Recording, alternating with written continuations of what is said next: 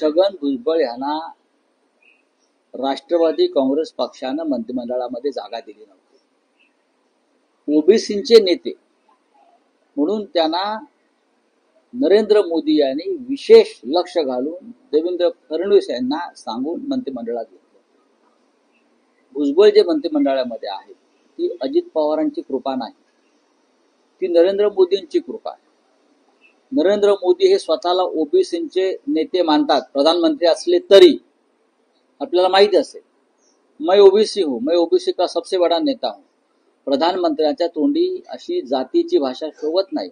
मैं ब्राह्मण हूं, मैं ओबीसी हूं, मैं ये हूं।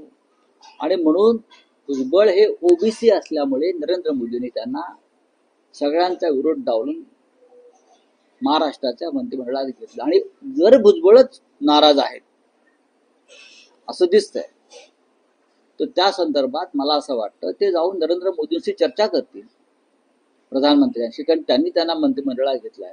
आणि घटना दुरुस्ती जी आवश्यक आहे आरक्षण पक्क होण्यासाठी, त्याला कायदेशीर प्रारूप देण्यासाठी ते करून घेतील।